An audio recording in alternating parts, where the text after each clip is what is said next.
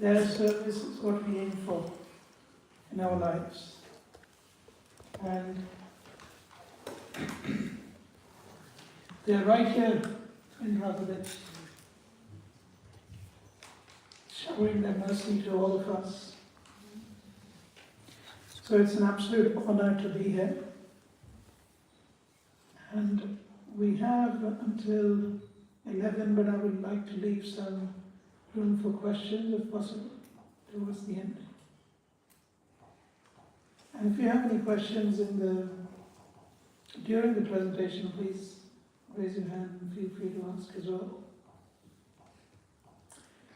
Om Jnana Timrandasya Jnananjana Shalakaya Chakshurumiritam Yena Tasmai Shri Gurave Namaha Namo Vishnupadaya Krishna Prishthaya Bhutale Shrimate Bhaktivedanta Swaminiti Namine Namaste Saraswati Deve Gauravani Pracharine Nirvishesha Shivavadi Paschatadeshatare Jai Shri Krishna Chaitanya Prabhu Nityananda Shri Advaita Gadadhara Shri Vasadi Gaurapurima Hare Krsna Krishna Krishna Hare Hare Hare Ram Ram Ram Hare Hare.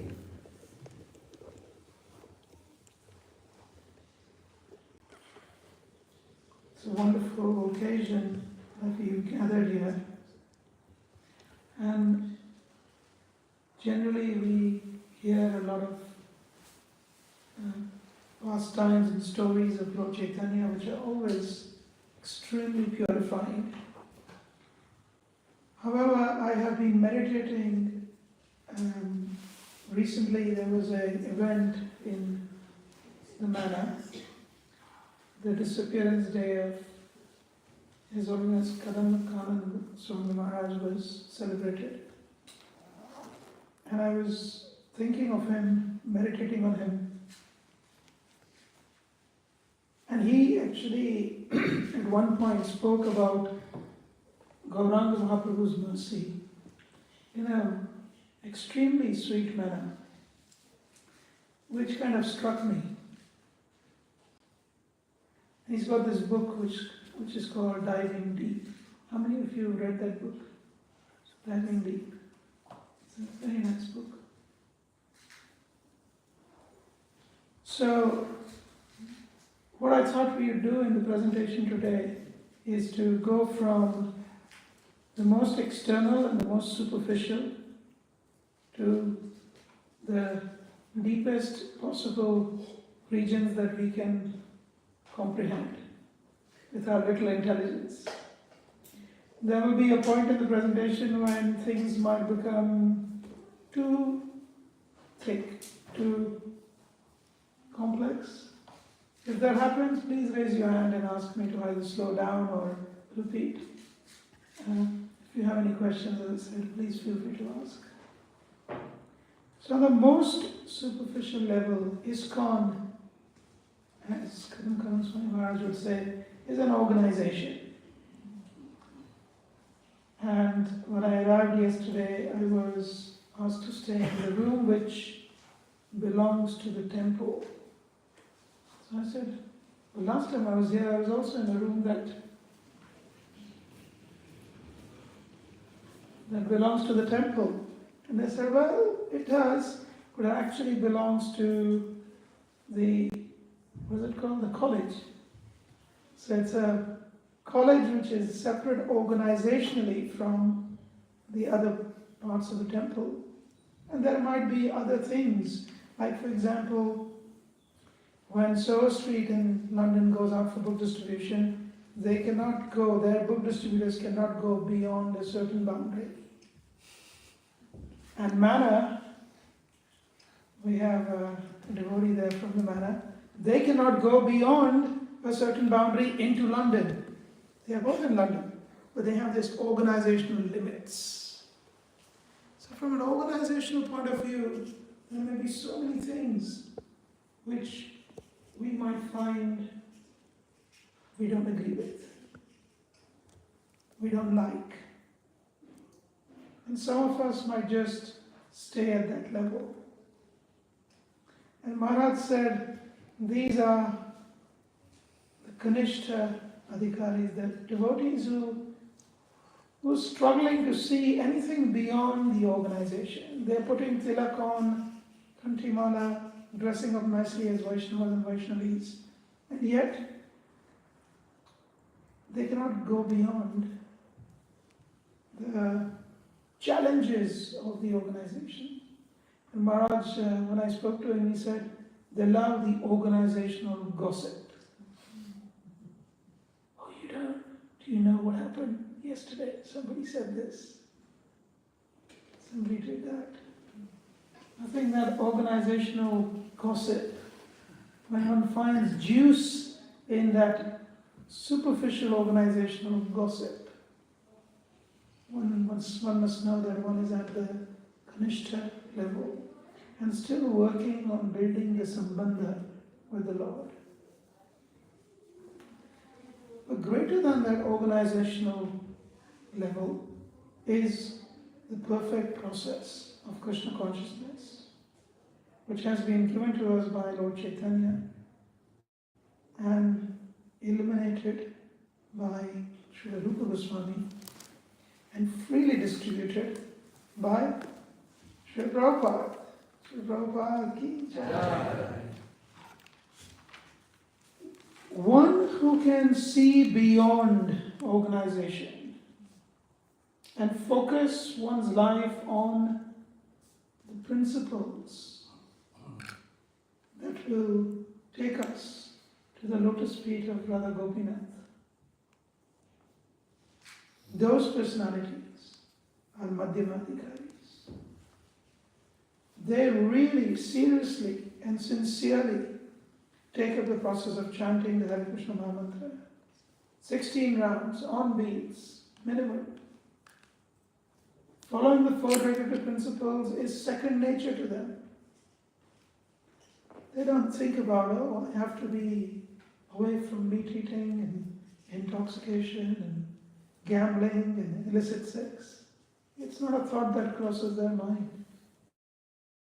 One has fully committed oneself to that. Only then we can enter into a mode where one becomes open to divine intervention. And that point is when one is qualified as a Uttama Adhikari. You see, we see things according to our adhikar. Like, for example, how many of you own a car or any vehicle? You own a car? Many of you, right? Or at least you've been in a car. And sometimes the cars give you trouble. There is mechanical fault, there is a problem. Some of you might be clever enough to open the bonnet and try to see what the problem is yourself. But if you can't figure it out, you go to a car mechanic, and what does a car mechanic do? He does the same thing. He opens the bonnet, he looks at the engine, he says, aha, I know what the problem is, and he just does something quick, and the car's running. So the question is, when you tried to look at the problem, you also saw, but you could not see. The car mechanic saw, but could see. So are your eyes defective? Should you go to an ophthalmologist and get it checked? No. Your eyes aren't defective. We don't have the adhikar. We haven't gained the knowledge, the skill, the experience at a level to be able to understand what's wrong with the car. So Krishna says in the Bhagavad Gita, Pashyan api pashyati. Some people see but don't see. And Maharaj says that on the deepest level, ISKCON, which is an organization, which is a group of devotees of all varieties and shapes and sizes and tastes, at the deepest level, ISKCON is directly controlled and governed by the mercy of Lord Chaitanya. One who is serious will be able to tap into that and see that. But one who remains on the superficial platform will never be able to understand. So one has to come to a point where one becomes Uttama Adhikari. And who is an Uttama Adhikari? So Bhakti Rasamrita Sindhu Srila Rupa Goswami, who is non-different from Rupa Manjari in the spiritual world, he gives 4 qualities of Uttama Adhikari. Shastre yuktau cha nipuna. Shastre yuktau. An Uttama Adhikari, he understands the world not with mundane logic. Yukti means logic. But Shastre yukta, he has got logic or understanding and seeing things according to the scriptures. Nipunaha, and he is expert at what the scriptures say. It's the second quality. Third, sarvatha drida nishchaya. And his faith is not controlled by somebody who doesn't give him an extra samosa for prasadam and he stops coming to the temple. He's not that weak faith. Sarvatha drida nishchaya, his nishchay, his enthusiasm is firm. No matter what, I shall of Shri Shri Radha Gopinath and Shri Shri Gunatai and Jagannath Baldev Subhadra. Srila Prabhupada. Praudha Shraddho, and this faith that he has developed or she has developed has matured. What is matured faith? What is weak faith and what is mature faith? How do you differentiate? I want some interaction. Undisturbed? Yes, mature faith is undisturbed. Why is it undisturbed? Rupa Goswami gives 2 reasons. Because a matured faith has 2 qualities. Has patience and enthusiasm. One who has matured faith has patience and enthusiasm. I was watching my mother teach my wife many years ago, this is going back 30 years, how to cook. I don't know if you've ever tried khandvi. Have you tried khandvi? It's a Gujarati, really nice, very delicate. It's like making some very delicate recipe. So you need to have a lot of patience to make that. And while my wife was learning that, my mother would tell her, okay, this is the next step. And now you roll it. First you spread it and then you roll it. And you wait for it to dry before you roll it. And there's specific steps. But she was young, she was in her 20s. She would try to roll it and it wouldn't work. Impatient. And soon one who is impatient loses enthusiasm and eventually faith. So, Uttama Adhikari is Praudha Shraddho Adhikari Yasa Bhakta Uttamo Matah. He says this is Uttama Adhikari with these 4 qualities. And we can see that one who is an Uttama Adhikari, one who is serious about this movement, would want to go deep into the movement. And this is the last thing that Maharaj says in his presentation. He says, Prabodhananda Saraswati, who is Prabodhananda Saraswati? He's an associate of Lord Chaitanya. He's uncle of Gopala Bhatta Goswami. He's Tungavidya Sakhi, one of the Ashtasakhis in Krishna Leela, appeared as Prabodhananda Saraswati. He wrote this beautiful work, Chaitanya Chandramrita, in which he says that the poorest of the poor are those Atirne Gaurachandre Vistirne Prema Sagare Suprakashita Ratnauge Yo Dino Dina Evasaha.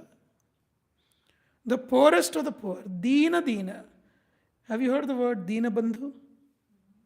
Which means, Bandhu means friend, and Dina means one who's poor. The friend of the poor, the friend of the downtrodden.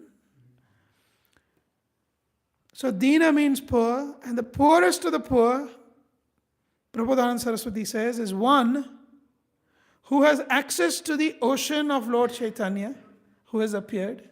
And in this ocean, if you can dive deep, you will find gems which are unmatched. The most wonderful gems if you dive deep. However, these poor, the most poor of all poor people, do not bother to go deep. They simply stay on the organizational level, or at the most they focus on their personal sadhana. But they are too lazy or too miserly to go deeper. Suprakashita ratnauge. Even though these ratnas, these gems are self-effulgent, they are the most unfortunate. So we would be categorized as the most unfortunate if we cannot tap into the mercy of Lord Chaitanya, even after being in ISKCON, doing so many services, trying to follow the four regulatory principles, chanting Hare Krishna for so many years. We have to get serious and go deep without any fear. And actually, why are we talking all this? Because the objective has to be clear. You see, some of us, we are in the society and our objective is multiple things. While I am here, I was in Juhu temple many decades back. I joined there as a brahmachari, and Juhu is in Bombay. And I had a fellow brahmachari, I won't name him because he's still around. And I asked him, so what inspired you to come to Juhu, ISKCON? And he said, well, I fell in love with a girl. And mother would bring her to the temple. And I thought the best place to always be around her, because I had no guts to approach her, would be to be here at the temple. But somehow I started enjoying the prasadam more than the girl. Oh, I never had such prasadam before. And so here I am. Every time you see there is prasadam time, I'm the first one with my nice shiny plate and glass. I'm just waiting there for prasadam to be served. So the motivation is prasadam. Of course, now he's a big preacher. He's very well known around the world. But objective, very clear. So, how many chapters of Bhagavad Gita? 18. 18th chapter, Srila Prabhupada says, is titled The Conclusion. Before the conclusion is given, Krishna himself, in the end of 17th chapter, how many verses in 17th chapter? 28 verses. Verse number 27 and 28. He says the objective of everything I said and objective of everything you do is to please the absolute truth. Let's get that clear before I can give you the conclusion. Are you understanding what I'm saying? That even Krishna is not giving the conclusion, samam bonum, before saying the objective has to be clear. You must read Srila Prabhupada's translation of this verse, 1727. Does someone have a little internet something? The absolute truth is the objective of devotional sacrifice, and it is indicated by the word sat. The performer of such sacrifice is also called sat, as are all works of sacrifice, penance, and charity, which, through the absolute nature, are performed to please the Supreme Person, O Son of Krita. Thank you, Shaman Prabhu. I didn't that corner. My obeisances to you. So, Srila Prabhupada says the objective, and Krishna is saying in the original verse, Yadne tapasi dane cha. We are doing three things. In this movement, we are doing three things. Yadne. Yadna means sacrifice. What are the sacrifices we do? We offer everything to Krishna, especially bhoga, and then enjoy the prasadam. So yadne also means chanting the holy names. Tapasi, we do tapasya. Today is Gaurapurima. Many of us are fasting. It's tapasya. Ekadashi, we don't take grains. That is tapasya. Principles, that is tapasya. Dana. Dana means to give. What do we give? We give the message of Godhead. We give Harinam to others. So this is sum and substance of what devotees do. Yadne, tapasi dane cha. These three, sthiti sad iti uchyate. These are actually real. Real meaning? They are eternal, these three activities. However, karma chaiva tadarthiyam. And all activities that are done for yadna, tapa and dan, they are meant to be with Krishna as the object. Sad iti eva vidhiyate. Then they are known as sat. However, if one performs these activities without clarity of understanding what the objective is, I'm having prasadam for my own enjoyment, it will have little effect. I'm chanting Hare Krishna because it sounds really nice. I asked someone from the manor, you've been going to Radhadesh Mellows so many years. Why do you go there? He said, oh, I just hang out with my friends. That's the least important thing one can do. You could hang out with your friends somewhere in London. Why do you want to go to Radhadesh? If you're there, absorb yourself in the mellows, in the kirtan of the Lord. So if we are not clear, ashraddha, if we don't have the faith, hutam, whatever we perform as yajna, datam, dattam, which is whatever we give, and tapas, whatever austerities we perform, taptam kritam chayat, asad iti uchyate partha. Krishna says, this is useless. Yes, Krishna is saying chanting and having tons of prasadam in our life is useless. All our tapasya is useless. All our so-called preaching is useless if we have zero faith and understanding of the objective of doing this. Nachatat pretyo, no iha. Iha means here in this world. Pretya means in the next world. It is useless here. Whatever you did is useless here. And what will you take with you? Nothing. It sounds very grim. But we will say some nice things now. So, anyone recognizes what this is? Yes? Huh? Uddhava, yes. Hare Krishna. Uddhava is being spoken to by Lord Krishna, and Maitreya is overhearing the conversation in the background. And Uddhava asked many things.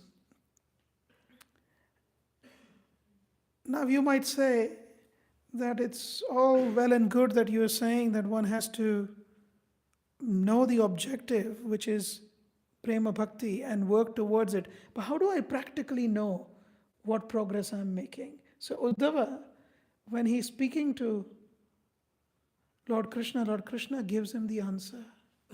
Krishna says, the practical benchmark of progress. You know, when you do anything in your life, you need some benchmark, like even they're making garlands, they need the size of the thread. They're not going to make an eternal garland, which goes from here all the way, circling the whole room. They have some benchmark, they have some thread to measure. So there is benchmark needed. So what is our benchmark? How do we realize our progress? Krishna says, Bhagavan himself is answering. He's saying, Bhakti, the amount of love we develop, Pareshanubhavo. And based on the love that we have developed, we must have some experiences, spiritual experiences. And these spiritual experiences, viraktir, must produce detachment from attraction to the things of the world, but not of the world. Prapadyamanasya yathashnatasyu. Krishna gives the example, just like a surrendered person is just like a person who's sat to have a meal. What happens when we eat? Krishna says 3 things happen simultaneously. What are the 3 things? First thing is tushtihi, we become happy. Imagine we are hungry. Gaurapurima, I shouldn't be speaking. The very first thing that happens is satisfaction. Tushti, yes. In the old days, there was also snow in Vraj.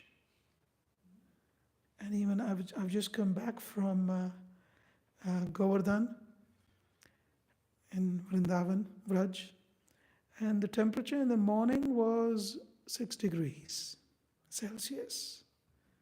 But sometimes, even in the last 20 years, it has snowed even in Delhi.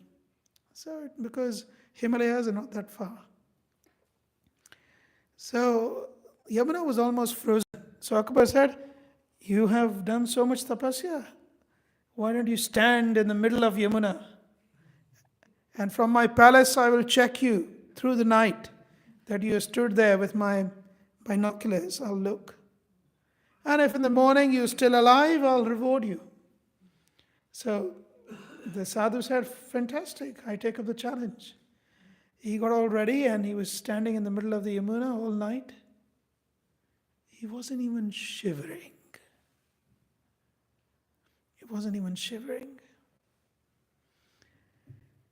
Whole night, there was a lamp in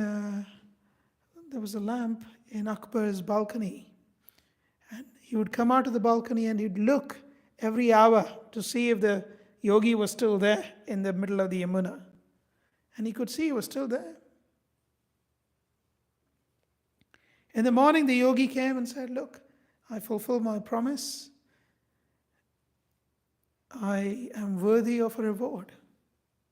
And Akbar said, I don't think you fulfilled your promise. I think you cheated. So the yogi said, I cheated? How? Akbar said, well, there was this lamp which was burning on my balcony. You got some warmth from that lamp. The yogi said, I was miles away. How could I get any warmth from that lamp? Akbar said, no, you cheated. Go away. I can't give you anything. Actually, he knew that yogi did not cheat, but he didn't want to part with his wealth. So he said, go away. Birbal witnessed this. So Birbal said, well, I need to teach a lesson to the emperor. So the Birbal said, please, my dear emperor, come to my house. My wife has made this nice, she's been wanting to invite you over for a long time. And she'd make this nice khichdi that you like. So Akbar said, oh, nice khichdi, I'll come. So he goes to Birbal's house. And it's a long story. Srila Prabhupada mentioned this once. It's a long story, but essentially, Birbal is making the king wait, and king says, okay, when is the khichdi ready? It's time for lunch. And Birbal says, oh, it's still cooking. And then he goes inside the kitchen, comes out, Birbal, and says, yeah, I just checked, it's still cooking. 1 hour passes, 2 hours, 4 hours, 5 hours. The emperor becomes really, really upset. What's going on? How can it be still cooking? Until he finally barges into the kitchen, and he looks at the kitchen, and inside the kitchen he sees that there is, of course this is out in the open, this painting, but it really happened in the kitchen. He sees this fire, the fire pit is on the floor, and the pot is hanging on the ceiling. And Akbar says, are you crazy? When will your khichdi ever cook? It'll never cook. This isn't the process. The process is you put the pot on the fire. You see, many of us are like that. We're trying to cook Birbal's khichdis when we are practicing Krishna consciousness. We don't want to follow the process. We want to cut corners. Cut corners. Chanting Hare Krishna every single day. Srila Prabhupada, when he went to America, says in one place, these Americans have unclean habits. Like, and then he lists down things, and you would be surprised. Prabhupada says, for example, he says, they don't even rise before sunrise. It's unclean habits, Prabhupada says. So, the process is there. Chanting, following the 4 regulative principles. We cut corners. And then we wonder why our khichdi isn't cooking. They don't cook. However, when we follow the process as given by Lord Chaitanya, we would be able to accelerate our path to Prema Bhakti. So actually the class starts now. Who is Gaura Tattva? And why did I give all this background? Because the background is important to understand that we are discussing who is this Gaura Tattva, rather than going straight into the pastimes of Lord Chaitanya. And over the last few days, you've already been fortunate to hear many pastimes of Lord Chaitanya. You've also... If the class starts, so please. Hare Krishna. Thank you. Starts now. I was just waiting for the God end. So even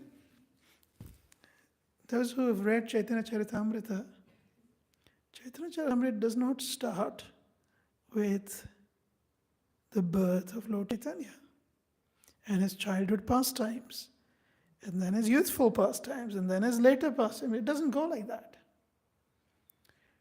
When we read Chaitanya Charitamrita, the first 7 chapters are just establishing who the Panchatattva are. What is the Tattva? Who they are. Making the objective clear. Like Krishna, before he gives the 18th chapter, he says, understand the objective of everything I've said. Then he gives the 18th chapter. Similarly, actually the childhood pastimes of the Lord begins in chapter 13 of the Adi Leela. But we see in chapter 8, Krishna's Kaviraj Goswami is telling us, Shri Krishna Chaitanya Daya Koroho Bichar. Please do bichar, which means think about this mercy of Lord Chaitanya. Why he is so merciful. Bichara korite chitte pabe chamatkar. If you endeavor to understand why he is so great, you will be overwhelmed and you'll be astonished. Try to understand. For those who have Veda base, which is, I don't think they do any Veda base updates anymore. They do? There's one coming out soon. Okay. But those who have Veda base, you could search for, try to understand. Srila Prabhupada says. So many times. Hundreds of times he says, just try to understand. Koroho bichar. Don't be on autopilot. Try to understand. And that is what Kaviraj Goswami is saying. And we are going to try and understand what is this mercy of Mahaprabhu. The presentation today is not something that I feel either comfortable or confident speaking in a wide assembly. But I checked with Ekachakra Gram Prabhu that the devotees in this assembly, we are all practitioners, and so I will speak things which I would otherwise perhaps not speak. And also this evening, I shall continue to go even deeper depending on where we finish today. This morning. So, bhakti is very rare. Krishna can give us mukti, but he will not give us bhakti. When we do karma mishra bhakti with fruitive expectations, we will get liberation, but we won't develop love. Why do you think bhakti is so difficult to give, for Krishna to give? Exactly. You see, if you approach a rich man, a multi-billionaire, and you ask that billionaire, we are having this nice temple, Radhadesh. We want you to give us some funds. He says, how much? Oh, 100,000 euros. Fine, go. You might ask for 1,000,000 euros. He might agree. If he's really close to you, and if you maybe saved his life and converted him to become a Hare Krishna, you might say, well, 500 million euros. He might agree. If he's completely renounced and joined, shaven-headed, joined the Brahmachari ashram, he might say, what do I do with 1 billion euros? He'll give it all to you. However, if you ask him, I don't want anything that you possess, but I want you as my servant. You think he'll give?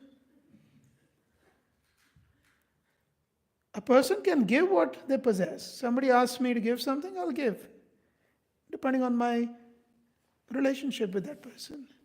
But if the ask is, I don't want what you have, I want you to become my servant, Mr. Billionaire, he'll say, oh, go away, impossible. Bhakti is that commodity. Love is that commodity by which Krishna becomes a servant. Shukdev Goswami tells Shukdev Goswami tells Maharaj Parikshit, Rajan, O king, Patir Gurur Alam Bhavatam Yadunam. This Krishna, you are so fortunate because he became your Pati, your maintainer. He became your Guru. When you are in state of confusion, he becomes your teacher. He guides you directly. Daivam. Krishna becomes your worshipable deity in the Rajasuya Yajna. Maharaj Yudhishthir instated Krishna as the first worshipable deity. Foremost. So he becomes your deity. Priyaha. He becomes your beloved friend. Kulapatihi. He becomes the one who takes care of your entire family, not just you, but even the future generation. By saying Kulapatihi here, Shukdev Goswami is reminding Parikshit that you are born from the womb of Uttara because Krishna personally protected that womb of Uttara. Isn't it? So, he becomes Kulapatihi and he also becomes Kinkaraha. This is a very nice Sanskrit word. Kim means what in Sanskrit? And Kara means to do. So, a servant is known as Kimkara because a servant is always saying, okay, I did this, sir. What next? What do I do? He's always ready, waiting to take orders. Here, in this verse, it's one of the sweetest verses of Bhagavatam, where Shukdev Goswami says, Krishna became your servant. Kinkara cha astveva manga bhagavan bhajatam mukundo. Anga, my dear Parikshit, those who worship Mukunda, Muktim Dadati. Muktim Dadati means he will give them liberation. Karhichit. Maybe he will give them liberation. Even liberation, maybe he will give them. Sma. Na Bhakti Yogam. Can you guess what it means? Na Bhakti Yogam. It's very easy. Na, not. Bhakti Yogam. He doesn't give Bhakti Yoga. Because the difficulty is, if he gives love, he can be purchased by that commodity which he has given. So he will not give. So we see in the Bhagavad Gita, Krishna says, well, there are some people who will worship me. 4 kinds of people worship me. But then there are 4, Srila Prabhupada says, rascals who will never come to me. And I completely distance myself from them. Who are they? Namam duskritino mudha. Those are miscreants. Duskritina. Always scheming to do things which are against the Lord. Mudha. Fools. Prapadyante naradhama. Naradhama, the lowest of mankind. Can you think of some Naradhamas, Gaur Leela? The best of Naradhamas? Yes, Jaga and Madhai. Mayaya paritatjnana.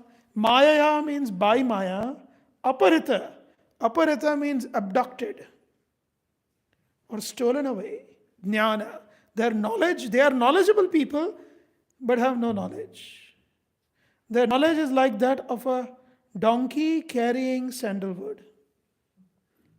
You know, if a donkey carries, in India, you can see donkeys are used even now to carry huge loads.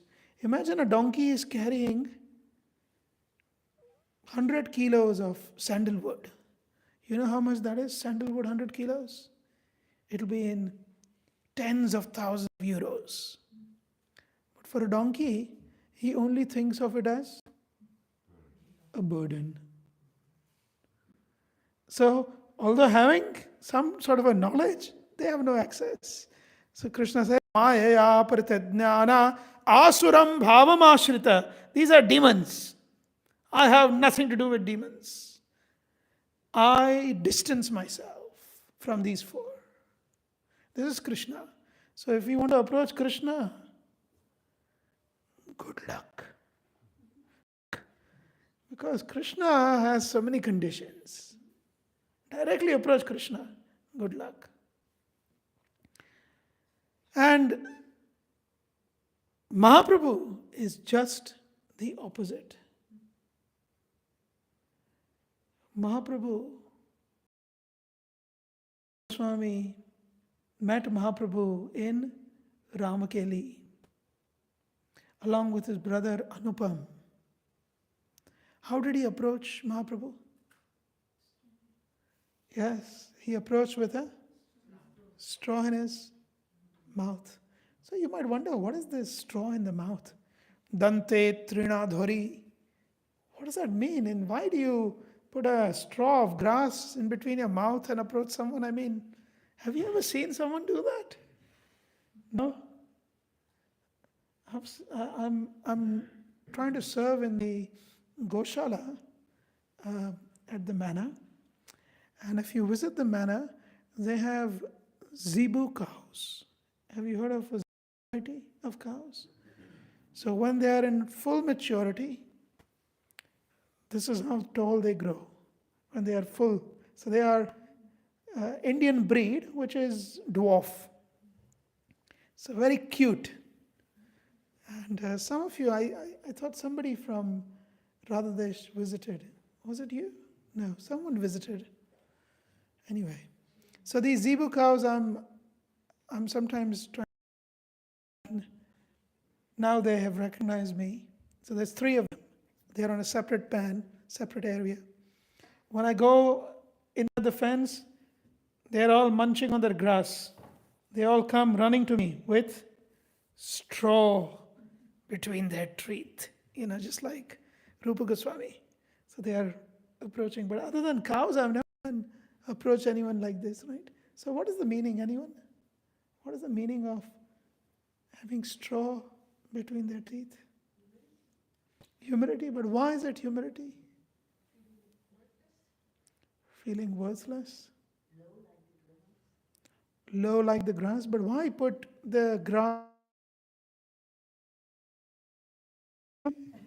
But instead you stick it in. You're starving. Yeah. I want some fresh grass, yeah. Low like an animal. I'm low like an animal. I'm like a beast, I'm like a beast. Like a little cow. Yeah. Saint Francis, actually, he put himself on the ground and he threw the dust on his head. He said, Yes. I'm lower than the dust in the street. Yes. Yeah. Saint Francis of Assisi. Very, very famous.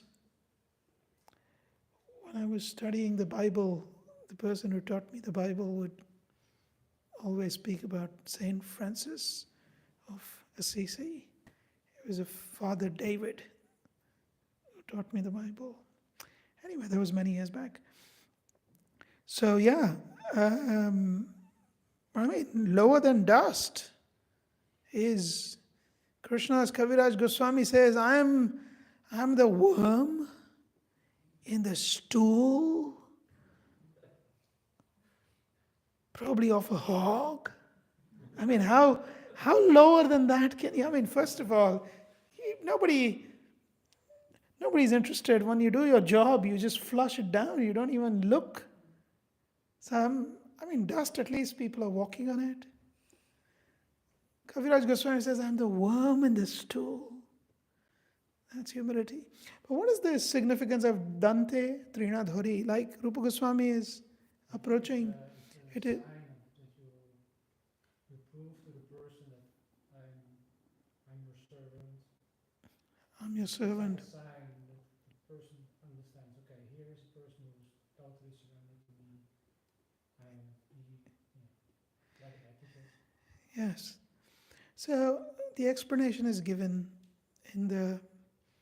by the acharyas in the Shastra that when a straw of grass, a single straw of grass, is put between the teeth,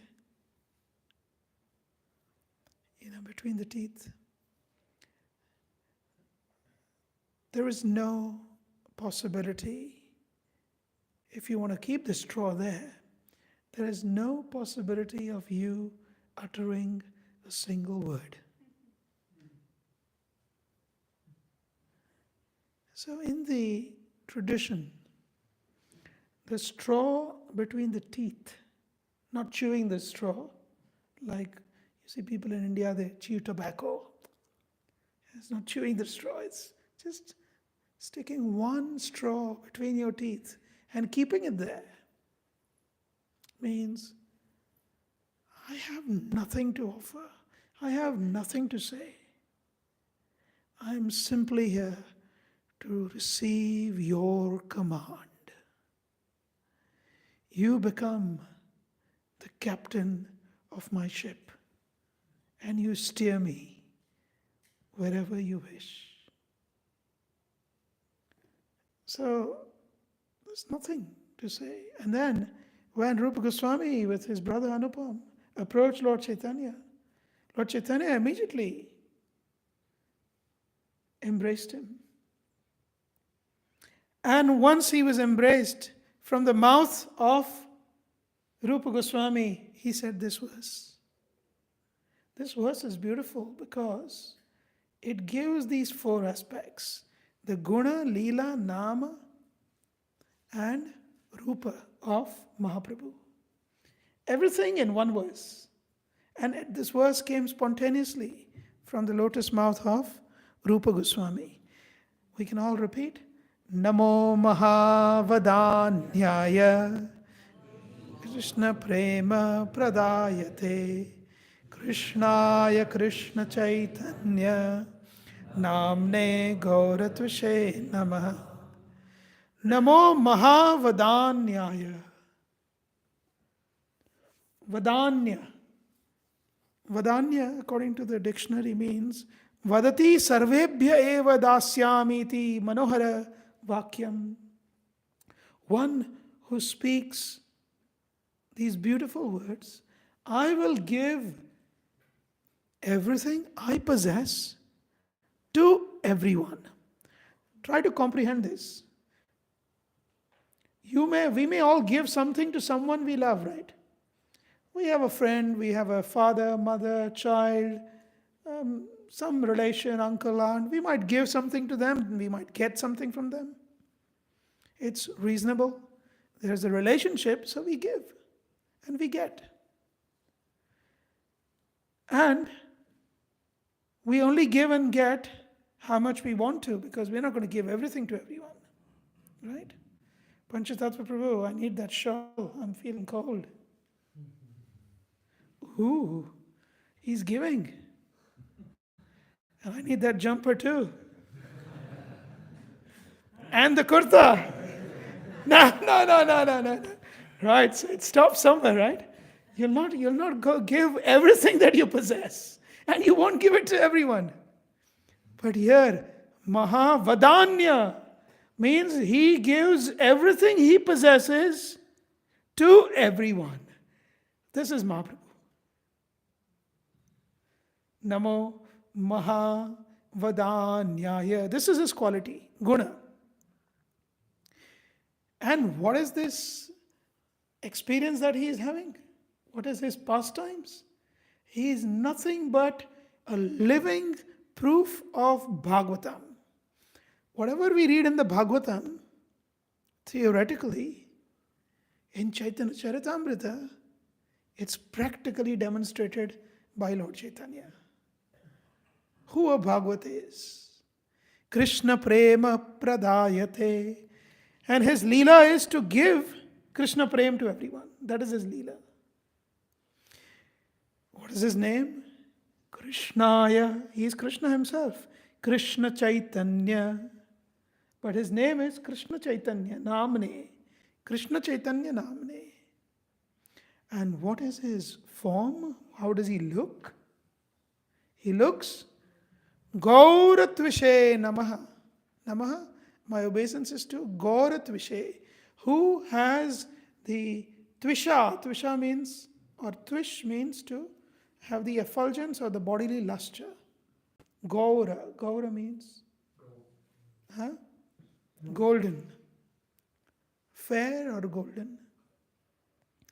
So, Mahaprabhu is the most munificent incarnation. Srila Prabhupada uses these words. The most munificent. Mahavadanya. Actually, sometimes devotees say Namo Mahavadanyaya. It's not Vadana. If you say Vadana means mouth. In Sanskrit, you have to be a little careful because sometimes the words can mean different things. Vadanya means one who is munificent or most merciful, most giving. But Vadana means one who has a big mouth or a big head. Mahavadana. So you don't want to say Namo Mahavadanya. Yeah. One who has a big head, I bow down to you. One who has a big mouth, I bow down. It's nothing, no meaningless. So it's careful. We have to be careful. So Namo Mahavadanyaya. This Vadanya, now we will try to understand why he became so merciful. Krishna, we saw, is not so merciful. Because he says these four types, Duskrutina, Mudha, Naradhama, Maya, Paritadjnana, get out. I will not give you Bhakti Yoga. Even Shukdev Goswami telling Parikshit Maharaj, he says, Muktim dadati karichit. He may give mukti, na bhakti yogam. He will not give bhakti yoga. This is Krishna. And here is Krishna Chaitanya, who is Krishna himself. How he became so merciful. This is Gaura Tattva. How? So we shall understand how he became so merciful. And the mercy is such that it is only possible to understand that if one is a devotee. To understand Mahaprabhu's mercy, non-devotees cannot. Hridaye dharaye je Chaitanya Nityananda. One who has Chaitanya and Nityananda in their heart. Eisha Vash Siddhanta Shei Paibe Ananda. Only they can understand the Siddhanta of Mahaprabhu. One who are surrendered to Mahaprabhu and Nityananda Prabhu. Eshabo Siddhanta Hoy Amrera Pallab. Amrera Pallab means the leaves of Amra. Amra means mango. You see, leaves of a mango tree are also have some kind of a sweetness. And there are birds by the name of Kokila. Kokila is actually a songbird. In English, they call it a cuckoo bird. But in England, if you say somebody is a cuckoo, it means somebody's crazy. So the English context of a cuckoo is not so nice, but the poetic context of a cuckoo from a Sanskrit aesthetics point of view is one who is a songbird who relishes the sweetness. So Kokila. So Mahaprabhu is saying Bhakta Gana Kokile Sharbada Vallabh.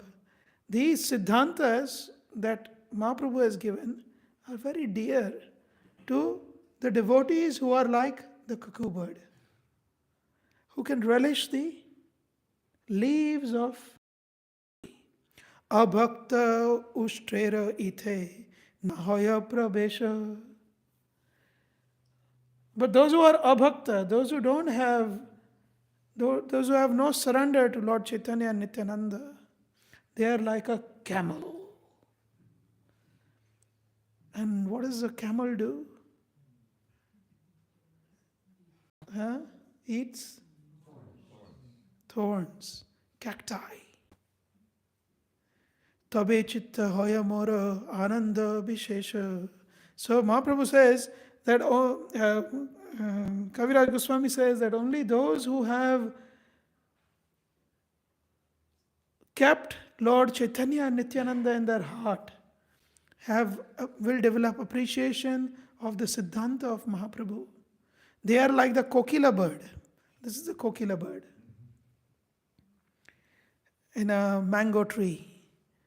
And it loves eating, and then it sings. It eats those and it sings those. So devotees will relish the Siddhanta of Mahaprabhu and propagate the Siddhanta of Mahaprabhu. But those who are abhakta, so this is, children also draw this. In India, very common drawing where children draw kokila in a mango tree. Those who are abhakta are like this beautiful camel.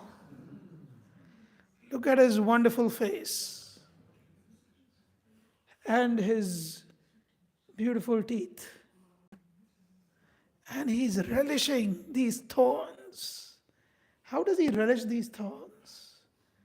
When he eats these, the thorns pierce his tongue and blood starts oozing from his tongue. And he relishes that blood mixed thorn chutney. Yeah, we can't have that chutney, right? Anyone tried a blood thorn chutney? No. This is what they eat. This is their favorite chutney. My favorite is plum chutney, but yeah, I never tried this. Don't want to try this. So this is Mahaprabhu saying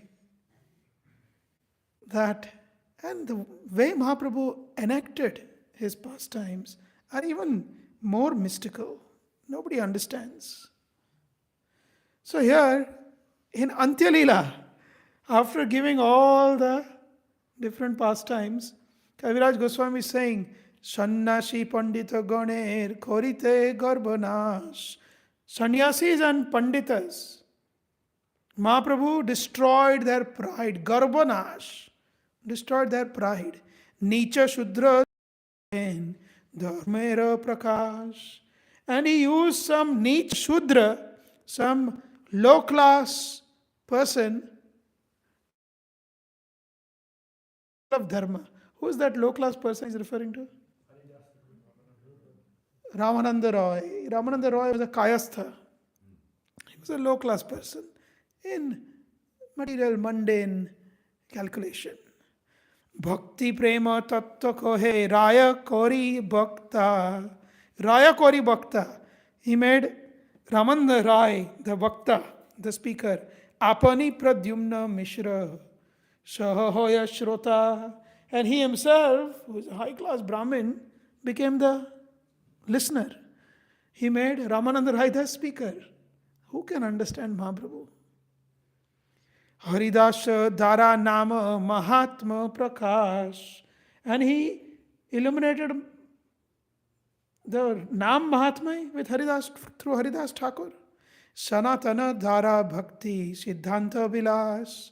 And through Sanatan Goswami in Varanasi, he gave him the principles of Hari Bhakti Vilas. Yeah? So Siddhanta Vilas, Bhakti Siddhanta Vilas, Hari Bhakti Vilas. Shri Rupa Dhara Brajer Prema Rasa Leela. And Rupa Goswami, actually these two brothers, Sanatan and Rup, by serving Sirajuddin. Who's Sirajuddin? Alauddin Hussain Shah. This is his full name. So by serving him, these two brothers had become Dabir Khas and Shokar Malik. And they were outcast. They were not respected as Brahmanas, although born in Brahmana families. They were the ones who were picked by Mahaprabhu So Mahaprabhu, it seems, has a tendency to pick and choose all those who are unqualified or disqualified and give them the highest. So isn't it wonderful if we feel we are the most unqualified? Srila Prabhupada was once asked by Brahmananda Prabhu, Srila Prabhupada, we started New York and we started San Francisco and Los Angeles and Boston, and the movement is growing, and now London, 1969. I mean, how? We are just some hippies with complete outcast. Nobody really wants to deal with us. Even our own family members don't want to have anything to do with us. And I don't know what is it that how we are so empowered to do such wonderful things. How have we become so empowered? What is our qualification? Srila Prabhupada looked at him with love and said, "You do not have any qualification. I have made you qualified. I have made you qualified." So this is Mahaprabhu. He chooses examples from sections of society which nobody would even touch. If you see, Krishna is only speaking to high class men. Arjuna, the best of Kshatriyas. You see who? Uddhava, he is the best of devotees who is with Brahmanical tendencies. Maitreya, you pick and choose anyone. Vyasadeva, Krishna just is, you have to be really super qualified. Mahaprabhu, the opposite. Who is the most unqualified? Come. You be in the front of the queue. Come. Ke bujite pare gambhir chaitanyera khela. Khela meaning play. Who is able to understand this play of Mahaprabhu? How Mahaprabhu is so merciful. You can see these different personalities. Prakashananda, a great sannyasi, he crushes his ego. Sarvabhauma, a great pandit, crushes his ego. But Ramananda Rai, he makes his guru. He is a Shudra, he makes his guru. Haridas Thakur, who is a Muslim, Mohammedan by birth, he makes him Namacharya. And Sanatan Goswami, he embraces. Almost like an untouchable, but he embraces. And Rupa Goswami, he gives instruction on Bhakti Rasamrita Sindhu.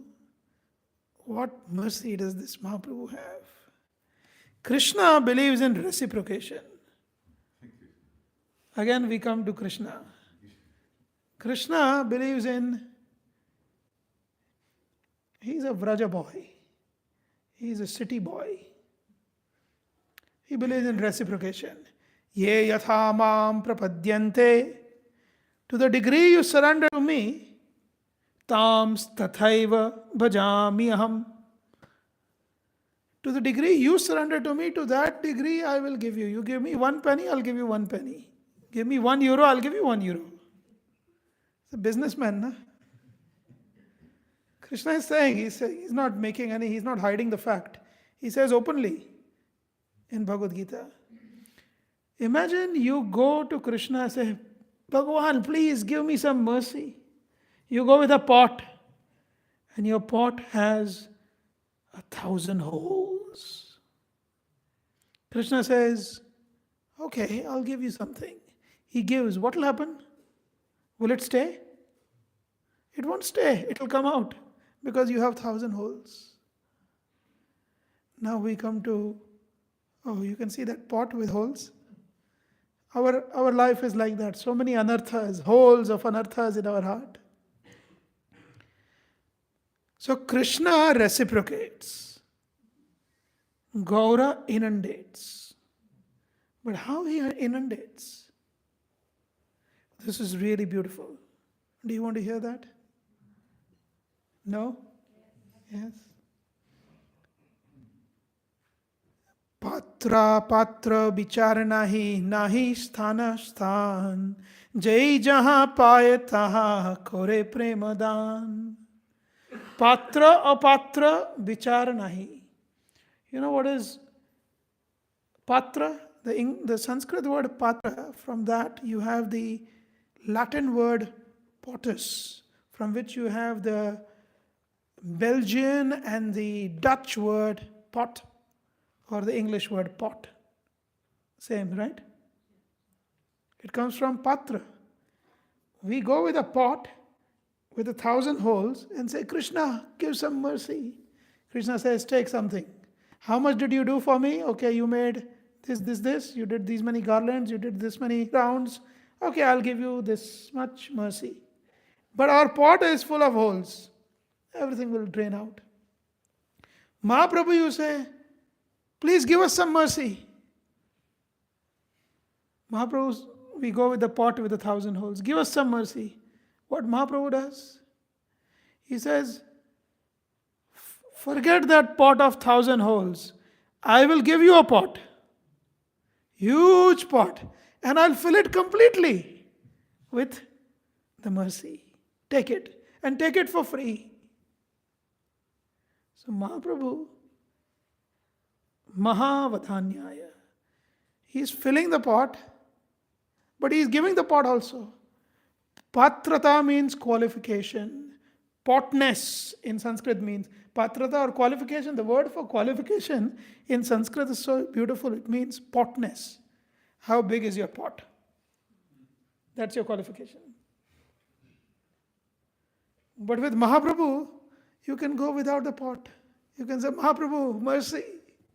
He says, here, take a big pot and take it full. It's all yours. Just see how much mercy.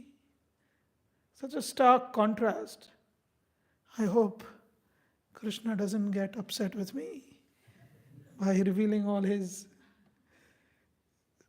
secrets here. And not only does he give qualification, like Prabhupada said, you have no qualification, I have made you qualified. Mahaprabhu gives indiscriminately, Hena prema Shri Chaitanya dilo jatha tatha. Jatha tatha? Did you read this word somewhere else just now? Yatha tatha. Did you read these words? Yes, where? Where did you read? Huh? Perfect. Just 2 slides back. Ye yathamam prapadyante tam tathaiva bhajamyaham. As one deals with me, so I deal with them. Very business style, right? This is Krishna. Yatha tatha. As you do, so I do. But when you use these words together in Sanskrit or Bengali, jatha tatha in Bengali or yatha tatha, it means whoever, whatever, without consideration. So this is yatha tatha there, this is yatha tatha here. Hena prema Shri Chaitanya dila jatha tatha. Shri Chaitanya gives prema to everyone. Jagaye madhai parjanta anyera ka katha. Naradham is completely distanced by Krishna. But Mahaprabhu, Jagai Madhai, Parjanta. Parjanta means that's the outer limit. The worst of the 4 categories that Krishna denounces is Naradhama. And the worst of Naradhama is Jagai and Madhai. And Krishna's Kaviraj Goswami says, up to Jagai and Madhai he is ready to give. Anyera kakatha. What to speak of anyone else? Swatantra Ishara Prema Nigudha Bhandar Bilailo Jare Tare Na Koilo Bichar. Why is he giving? Somebody might ask. Oh, it's Swatantra Ishvara. He is a free Lord. It's his free will. He wants to give. But there is another secret. Why Mahaprabhu is giving? We will see that secret now. So you can see here Jagai and Madhai. Madhai was the first one Prabhu approached. Madhai had a pot in his hand within which he was drinking his wine. He took that pot and he hit on the head of Nityananda Prabhu. Jagai stopped him. He said, no, he's not harming us. Just at that moment, Mahaprabhu came and Nityananda Prabhu stopped him. So actually, in one sense, Nityananda is got slightly greater mercy. He gives more mercy than Mahaprabhu. But this is a class for Nityananda Tiradashi. So I will not say that now. But Mahaprabhu then embraces Jagai Madhai, and Mahaprabhu's body turns black because of the mountains and mountains of sins that Jagai and Madhai had committed. And Jagai and Madhai are initiated as Jagadananda and Madhavananda.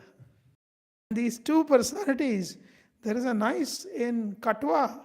This is Madhai Tala in Katwa. If you visit Katwa, you see on the left is Jagai, on the right is Madhai. This is Jagai Madhai's Samadhi. Of course, in their original form, they are Jai and Vijay, the two doorkeepers of Vaikuntha. So Mahaprabhu gave his mercy all the way. Now coming back to why Mahaprabhu is so merciful. Let us understand this. There is a conundrum. You know what a conundrum is? What is a conundrum? A dilemma. What is that? A different right mixture of letters that you have to rearrange. Correct. A mixture that has to be rearranged. So for example, if I say, Prabhu, I would like tomorrow to go to Brussels for just visiting the city and meet some devotees during midday. I ask Ekachakragram Prabhu. He says, I'm okay if Shamaran Prabhu is okay. So then I go to Shamaran Prabhu and say, I need to go tomorrow midday to Brussels. Shamaran Prabhu says, I'm okay if Ekachakragram Prabhu is okay. I go back to him. He says, well, I'm okay if he's okay. I can't get anywhere, right? Right? Now here is the thing. If you really want Krishna's mercy, who do you need to worship? Really want Krishna's mercy, who do you need to worship? Srimati Radharani. But if you really want to have Srimati Radharani's mercy, who do you need to worship? Krishna. Now this is very difficult. What is the evidence? You might say, oh, is there an evidence to what you're saying? Yes. Chandogya Upanishad 8:13:1. It says, Shyamat Chavalam Prapadye. For pleasing Krishna, please surrender to Radharani.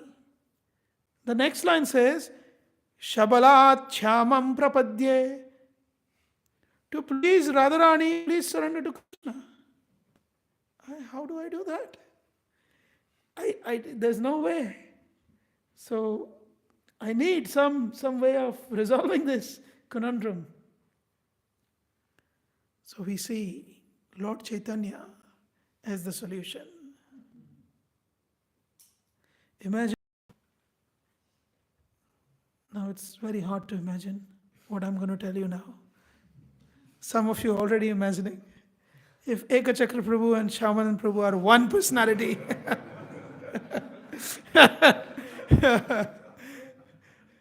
it's hard to imagine what that would look like.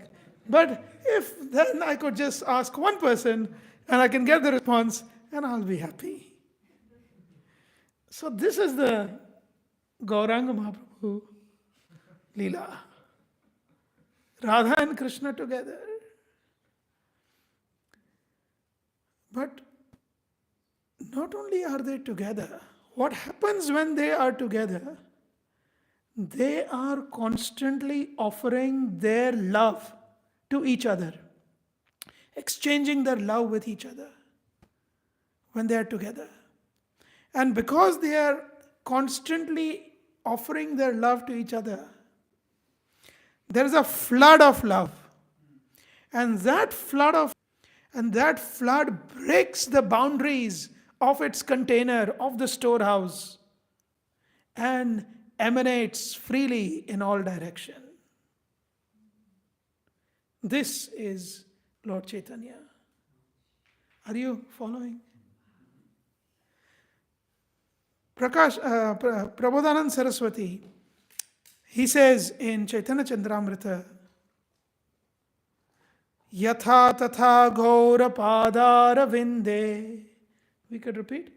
Yatha tatha Gaurapadara vinde. Somehow or the other, if one becomes attracted to the lotus feet of Gaurachandra, Vindeta bhaktim krita punya rashi, one will find an inexhaustible rashi, an inexhaustible treasure of bhakti. If somehow or the other one becomes attracted to the lotus feet of Lord Chaitanya. Tatha tathotsar patiridya kasmat. Utsarpati. Anyone knows what sarpa means? Snake. There is a Latin word, serpentius. Serpentius. Serpent in English. It comes from Sanskrit, sarp. Serpent. So utsarpa means to rise, slither and rise like a serpent. Quick. Tatha tatha utsarpati ridhi akasmat. Akasmat means suddenly in your heart will swell, rise. Rise what? Radha padam bhoja sudhamburashi. Radha padamboja sudhamburashi. It should be pada, it's a typo. Radha padamboja, not padamboja. Radha padamboja. The lotus feet of Srimati Radharani is the nectar. Sudha means nectar. Amburashi means the liquid nectar of the lotus feet of Srimati Radharani, or Radharani's mercy. Simply by, in essence what he's saying, simply by somehow or the other developing your attraction for Gauranga. Gauranga. One will akasmat, automatically, suddenly feel the rise of the mercy of the lotus feet of Srimati Radharani. And once you have the mercy of Srimati Radharani, see, the problem is, when I'm saying, Ekachakra Prabhu, can I go to Brussels? He's saying, ask Shamaran Prabhu. Shamaran Prabhu is saying, I'm okay if he's okay. He's saying he's okay if he's okay. So I'm just being like a ping pong between the two. But if one of them says okay, then what happens? Then deal done, right? If one of them says okay, so if Ekachakra Prabhu says okay, you can go, then all I need to do is just tell Shaman Prabhu, he said okay. And Shaman Prabhu says, perfect, I'm also okay. So you just need that okay from one person. So here is the answer, see? Can you see the answer? Yes or no? What is the answer? Here, Prabodhanand Saraswati is saying, yatha, somehow or the other, if you develop love for Gauranga's lotus feet, it will automatically give you the mercy of Radharani. Then the door is open. One person has said yes, the other has to say yes.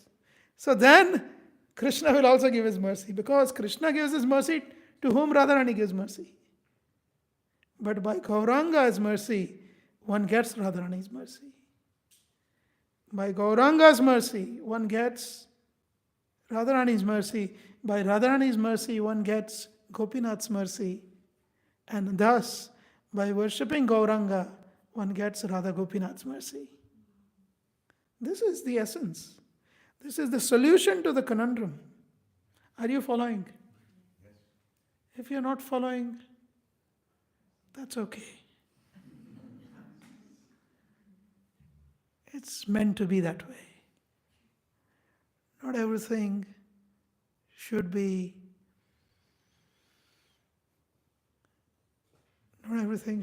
digestible. But maybe someday, sometime, you will think of the mercy of Gauranga. And Gauranga, in that form of Radha and Krishna, gives the mercy of Radharani. So the challenge that Radharani's mercy can only be had if you surrender to Krishna, but Krishna's mercy can only be had if you have Radharani's mercy, that conundrum is broken by surrendering to Lord Gauranga and Gauranga giving Radharani's mercy, which means you will then get Krishna's mercy, which means you continue to get both of their mercy, and hence Gauranga is the only Lord who is able to give you this. You can go home and figure it out.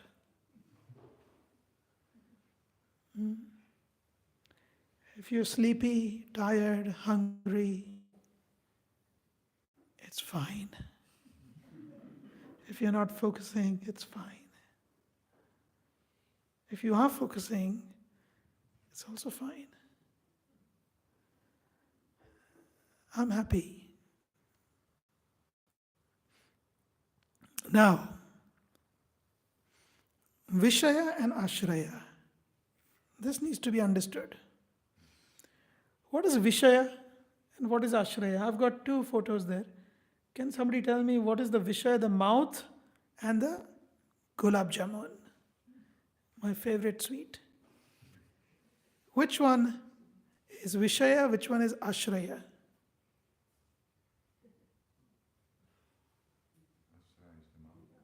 Ashraya is the mouth, and Vishaya is. Do you remember this beautiful bhajan of Narottam? Vishaya chadiya kabe shuddha bhiman. So, Vishaya chadiya. Vishaya means sense objects. So, which of the two is sense object? Perfect. So, the object which has to be enjoyed is Vishaya always. Or which has to be relished. Yeah? The relishable item rather, not necessarily enjoyed, but the relishable item is the Vishaya. That which is relishing it is the Ashraya, that's the mouth. Correct? Now, who relishes whom more?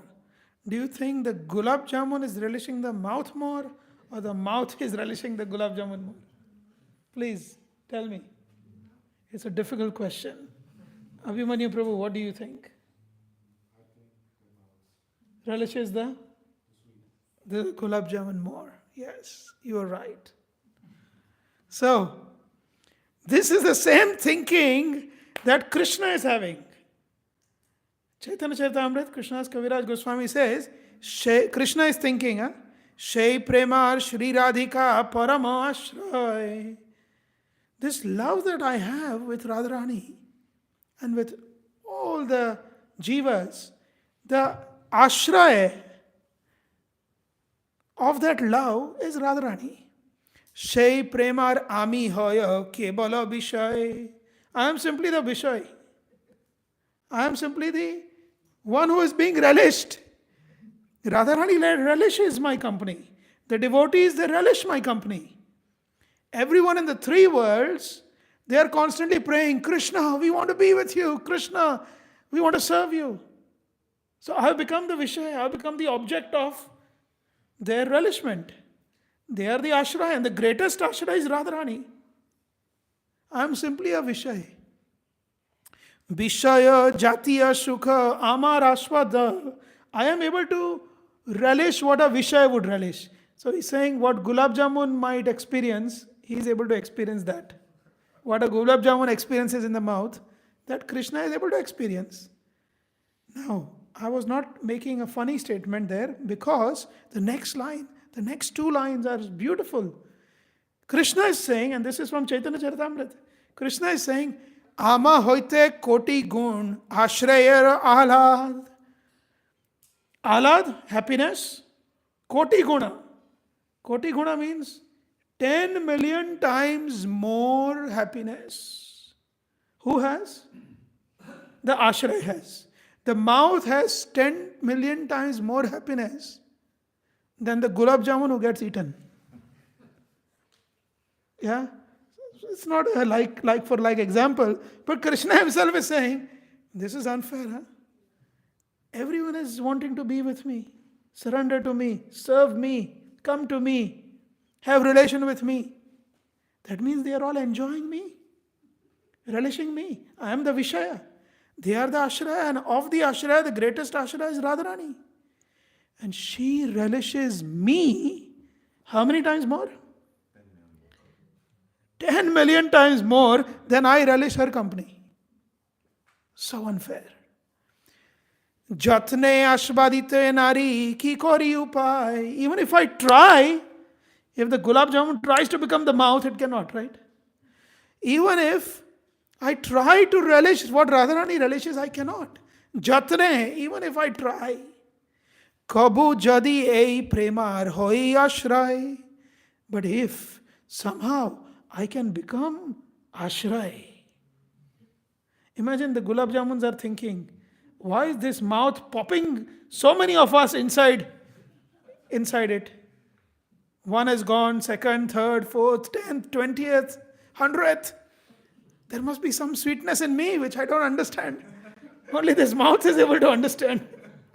Why are you popping it in so many times? So here Krishna is saying the same thing. I am only a Bishai. The way he says, the second line, She Premar Ami Hoy Kebol Bishai. With a very dejected sense, he says, oh, I am only a Bishai. She is the Ashray. She has 10 million times more happiness. So, Kabhu Jadi Ei Premar Hoye Ashray. If somehow I can become the Ashray of this love, Tabe Ei Premanandir Anubhav Hoy. Then I will experience this Premananda. So this happiness score, 1 versus 10 million. So he wants to equate the scores. So Krishna, while he was thinking this always in his mind, he is thinking this. One day, he was in his palace and he sees something very strange. He sees another personality who is so irresistibly attractive. Darpanade dekhi jadi apana madhuri. Darpanade, in the crystal floor, he saw himself. Darpana means mirror, like a mirror reflection of himself. Ashadite hoya lob, ashadite nari. And he had immediately developed a greed. The word for greed is lob. He developed the greed. I have to taste this person. Krishna actually feels overwhelmed if he sees himself. You know, when he steals butter from his own house, Mother Yashoda says sometimes, why don't you ask? I will give. Why do you have to steal in your own house? But when he steals, and one pastime is there, and we will digress, so I will not go there, but just to give you a sense of the sweetness. After stealing the butter, he hides behind a pillar which is made of crystal. He hides behind a pillar and he is hiding, motionless, completely like a statue. He's hiding from Mother Yashoda. And he is with his sidelong glance trying to see if Mother Yashoda has approached. While he is doing that, he happens to look at the pillar. And in the pillar, he sees another Krishna. And immediately he says, "Oh, who are you? Shh, quiet. Don't tell Mother Yashoda. And you look so beautiful. I will share some of the butter with you. Be quiet." So he is not able to comprehend that it's him. His sweetness is such. So you can see here, this is in Chaitanya Charitamrita, Krishna becomes greedy. He becomes so greedy that he says, now I cannot wait anymore. Now I have to take the form of Srimati Radharani. Bichara koriya jodi ashvad upay. Finding a upay means solution. Aswad means to taste. Solution for tasting this joy. Finding that solution. Radhika sharupa hoite tabe mana dhai. Immediately his mind is running. I want to become Radharani. I want to become Radharani. Imagining the gulab jamuns are jumping up and down thinking, I want to become the mouth. I want to relish. What is this mouth doing? Vishaya is just feeling so overwhelmed. I want to be the Ashraya. Because he sees, like in this Leela, there is a beautiful temple near Kusum Sarovar. I was there 2 weeks back. Ban Bihari Mandir. Where Radharani says, Krishna, I've just applied some mehndi, some design in my hands, and my braids are a little messed up. Can you please braid my hair? So Krishna braids the hair. And Radharani is looking whether he's doing a good job or not. But instead of looking at the braids, she's looking at Krishna. Krishna notices. And he says, everyone's relishing.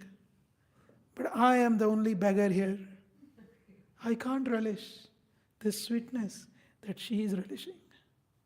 So, Swarup Damodar was the first one to tell us the inner desire of Krishna, the inner purpose of Mahaprabhu's appearance. So what was that? 3 purposes. Shri Radhaya Pranaya Mahima Kidrisho Vanya Yaiva. Shri Radhaya Pranaya Mahima. What is the glory of this love of Radharani? Pranaya, love. Mahima, glory. Kidrisha. What is this glory of Radharani's love? And Anaya Eva, only by her. Aswadyo yena adbhuta madhurima. Madhurima means sweetness. Aswadyo means tasted. What is this sweetness that only she is able to taste? I cannot taste. What is this love that she feels that I don't feel? What is the glory of that love? And finally, Saukhyam chasya mad anubhavataha. And when she is with me, and even when she is not with me, she relishes so much. Relishes so much bliss? She has so much bliss. What is the experience of that bliss? These are the 3 purposes, internal purposes of Mahaprabhu's appearance. Saukhyam chasya madanubhavata kidrisham veti lobhat. Lobha. You saw the same word here, lobha. Krishna became lobhi, greedy. So because of his greed, fulfillment of his greed for these 3 things, what are the 3 things? What is the glory of this love of Radharani? What is the sweetness that she tastes? And what is this bliss that she experiences once she tastes that sweetness? I want to experience that. Hence, he appears as Tad Bhava, with that mood, in that mood, Tad Bhava, Adhyaha, carrying that mood, full of that mood. Samajani, Shachigarbha Sindhau Harindu. Shachigarbha, in the womb of Shachimata, Sindhau, the Garbha, the womb of Shachimata is compared to an ocean, Sindhu. And Hari, the Supreme Lord Krishna, in the form of a moon, Indu, appeared from that ocean. Why is this analogy given? Because the Lord does not really appear from anyone's womb, in one sense. He has, in one absolute sense, he has nobody who can give birth to him. And yet he takes birth from Mother Yashoda's womb, from Shachimata's womb. Just like the moon actually is not born from the ocean. But when you see on the horizon, you see the ocean and the moon appearing, it may appear that the moon has appeared from the ocean. Similarly, Sachimata's Garbh, Hari himself appears. And what does he do? Radha Bhava Angi Kori Dhari Tara Bharana. He accepts the mood of Radharani. Tina Sukha Ashvadite Habe Abatirna. Tina Sukha, the three happinesses that he was aiming for, he is able to relish those three happinesses. What are the three happiness? These three. Now, why Radharani?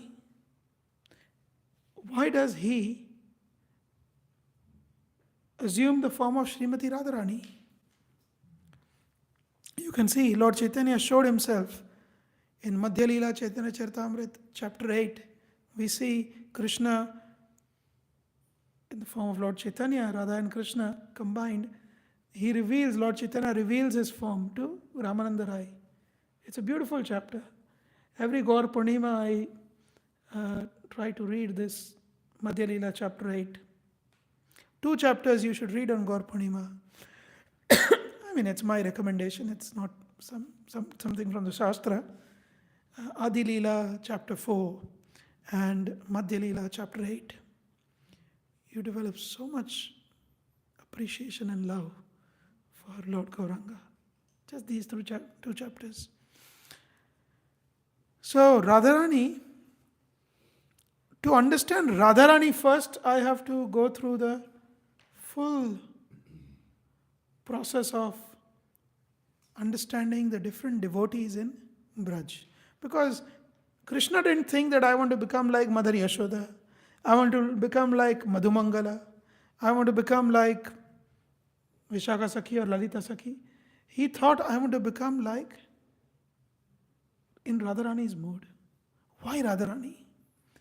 This is a secret that will really help you understand the position of Srimati Radharani.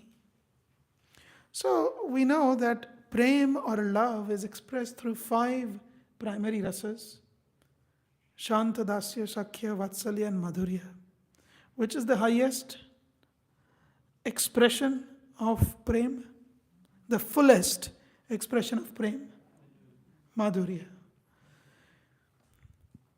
Now we see in Bhakti Rasamrita Sindhu, Srila Rupa Goswami is telling us that we all start at Shraddha, Adav Shraddha. We have through some good fortune, we find devotees interesting, we may associate with them or the books of Prabhupada, or somehow the philosophy is interesting, but it's a very fragile faith. Shraddha. Then we do some sadhu sangha, association of devotees, ultimately doing bhajana kriya, which is becoming seriously engaged in taking initiation. To then work on anartha nivritti syat. Anartha nivritti is when avidya, asmita, raga, dvesha and abhinivesh are dealt with. Now, since today is not the topic to go into these, I will skip them. But you must try to understand what these 5 kinds of anarthas are. When one goes beyond anartha nivritti, one starts to develop real rati after getting nishtha. Real rati meaning real taste of some sort. After developing nishtha. Nishtha means firm, mature faith which is based on experience, not based on theory, not based on shastra, not based on philosophy, based on experience. Tell me, do you consider somebody to be your mother and somebody to be your father just based on a birth certificate? Because some document says it? No, because you have experienced the love from them as mother and father. So nishtha is faith which is based on full trust, which is formed out of experience. And then ruchi, tataha. Then we have this irresistible taste. Asakti. Asakti means we cannot give up Krishna consciousness. We cannot give up the love for Krishna. Bhava means we have a constant emotion which overwhelms us during our attachment. Tataha, and then prema abhyudanchati. And then prema abhyudanchati. It appears on its own. So this whole process is considered to be similar to, how many of you ever made rabdi? Have you made rabdi? It's or condensed milk. Anyone made from scratch condensed milk? What do you do for condensed milk? Huh? Yeah. Just keep boiling the milk. Boiling, boiling, boiling, boiling. At one point, it is so condensed, it doesn't remain liquid anymore. It becomes thick. It almost solidifies. Yeah. So, similarly, this bhakti process is like that. It has to go more and more until you come to a point that is so condensed.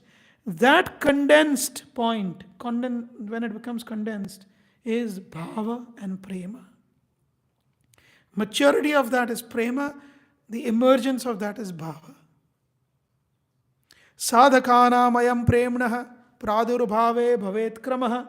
These are the steps, kramaha, Rupa Goswami says, of making the condensed milk. Condensing our prema. However, there is more. What is the goal? Is the goal just prema? Now the prema itself has these levels. In love itself, we may be somewhere here. But when we attain love, love itself has these gradations. I went to Vienna once, and a devotee took me to some tower, I forgot the name now, where you got to go up to the tower clock, and there's a clock tower, and then you look at the clock, and from there you can see the city landscape. So when I climbed up, it was quite a 9 stories, quite a heavy climb, long climb. I climbed up all the way, and when I reached the top, I said, okay, finally I'm here. And he said, no. To get to the top, on the top floor itself, there are 9 steps going up, like these winding steps you can see. So we might think, we want to reach Prem Bhakti. But Prem Bhakti itself has some gradations there. It's beyond us to even imagine right now, right? So Mahaprabhu he reveals these levels of Prema Bhakti to Sanatana Goswami in Varanasi, the Shashwamedh Ghat, when he is discussing the 61 meanings of Atmaram verse from Srimad Bhagavatam. Chaitanya Mahaprabhu reveals these levels. What are these levels? Rati.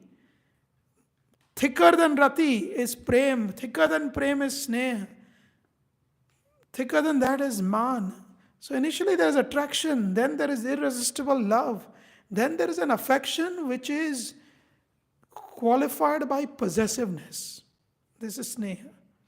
Then there is man, which is if somebody else claims the object of your love, you feel you have some adverse feelings.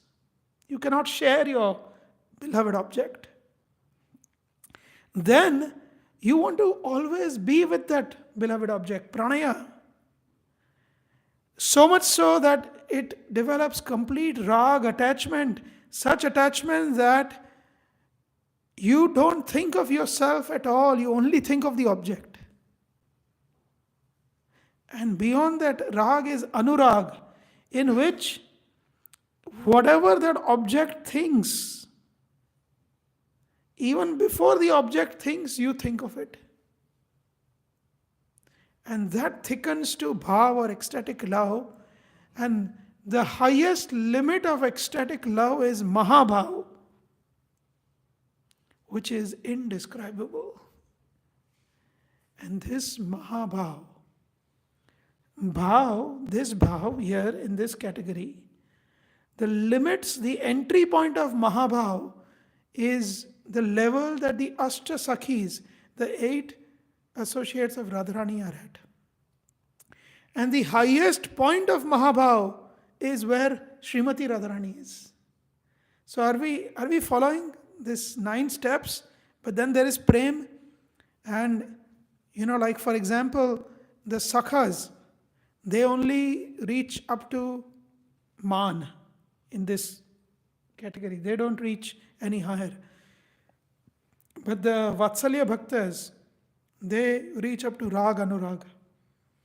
So Vatsalya Bhaktas like Nanda and Yashoda, their love is thickened up to Rag Anurag in this category.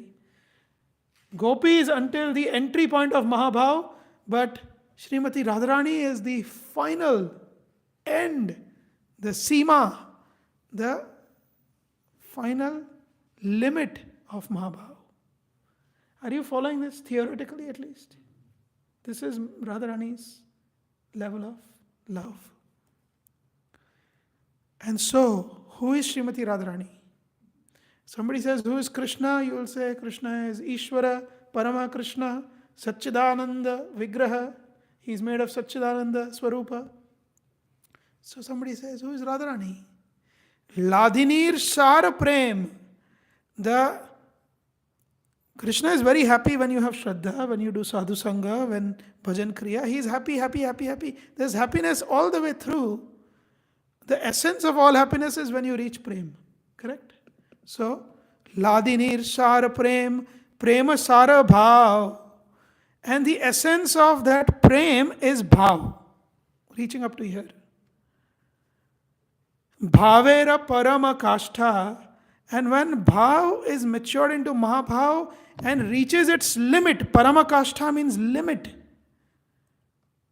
Nama Mahabhav, that limit of that level is Mahabhav. It's probably too much to take. But you can understand, just try to understand. If you go through the 9 process, reach Prema, in Prema you have these gradations, right up to Mahabhav and the limit of Mahabhav. So now who is Radharani? Mahabhava Swarupa Shri Radha Thakurani. Please chant. Mahabhava Swarupa Shri Radha Thakurani. Sarva Guna Khani Krishna Kanta Shiromani. So Krishna is Satchidananda. Radharani is personification of that Mahabhav, that outer limit of love. Personification of that love is Srimati Radharani. Now we cannot, nobody, no jiva can reach that limit. That is Krishna's Kaviraj Goswami's Chaitanya Charitamrita says, this is the limit. This is why Krishna is attracted to her. Because Krishna is attracted to all of these. If you have some Shraddha also, Krishna will be attracted to you. Nishtha, Asakta Bhakta, Bhav Bhakta, Prema Bhakta, yes. Krishna is attracted to Sakhya, Vatsalya, Prem, yes. Gopis Prem, yes, but Radharani is outer limit of Mahabhav. So, Mahabhava Swarupa, that is why he is attracted to Srimati Radharani. He is thinking, Krishnera bichara eka ayache antare, Purnananda, Purna rasa, Rupako he more. Everyone thinks that I am Purna Ananda, Akhila Rasamrita Sindhu, Purna rasa. Ama hoite anandita, hayatri bhuvan. Everyone is happy associating with me. Ama ke ananda dipe, aiche kon jan. Let me find out who can give happiness to me. Everyone is happy with me. But who can give happiness to me? So while he is looking, he says, Ama hoite jara hoy shata shata gun. One who has 10,000 more qualities than me. How many qualities more than me? 10,000 times. Yeah, more qualities than me. That person can attract me. Shei jana alladite pare moraman. Only that person can attract me who has shata shata guna. 10,000 times. Shata means 100, shata means 100. 100 into 100, 10,000. 10,000 times more qualities than me. That person I will feel attracted to. Now, who is that person? So, he is answering, Ama hoite guni bodo jagate asambhav. It's impossible to have anyone in this world who has more qualities than me. Ekali, alone. Radhate, tahe kori anubhav. But there is only one personality who is experiencing this because she has 10,000 times more qualities than me. That is Srimati Radharani. So, the deal is sealed. He now says, here we find the second verse given by Swarup Damodar Goswami. Who is Swarup Damodar Goswami? He is always with Lord Chaitanya in Puri. Who is he? He is Lalita Sakhi himself. He gives this verse, Radha Krishna Pranaya Vikriti, Ladini Shakti Rasmad. Radha Krishna's love, Vikriti means constant flow of love of Radha and Krishna is overwhelming. Ekatmanau api bhuvi. They have become one. They are in fact one. Ekatmanau api. Although they are one. Bhuvi pura. Previously, Deha Bhedam Gatautau. Previously, they have been known always as two, Radha and Krishna. Chaitanyakhyam Prakatam Adhuna. But now they have reappeared as Chaitanya. Chaitanya Akhyam, known as Chaitanya. Prakatam, they have now appeared. Adhuna, now. Tadvayam Chaikyam Aptam. Both of them have now become one. Radha Bhava Dyuti Suvalitam. This is Krishna Swarupam. Krishna in his original form, enveloped by Srimati Radharani's body and mood. Bhava and Dyuti. Two things of Radharani he took. He took the Dyuti, which is the effulgence, the bodily effulgence, and Bhava. Bhava means mood. Suvalitam. He enveloped himself. Like once I was watching a drama in the Manor. They do nice dramas during different festivals. And generally when I watch dramas, I recognize people. But there was this really beautiful, attractive lady on the stage who was playing the role of Rukmini. And I was really, really attracted. How beautifully she has dressed herself. How beautifully she is, really having that very delicate movement and very nice role of Rukmini Devi. How she is so nicely dressed. I thought, very nice, very nice. She's playing the part really nicely. And then this Rukmini Devi opened her mouth with a Scottish accent. And immediately I knew who this beautiful blue-eyed Rukmini Devi was. Any guesses? Huh? No, my wife. Not my wife. Haribol! It was Panchatattva Prabhu, Brahmachari. He's a Brahmachari. You remember that? Yeah? So if Panchatattva Prabhu can become Rukmini Devi, why can't Lord Chaitanya Krishna become Radharani? I still remember that beautiful form of yours.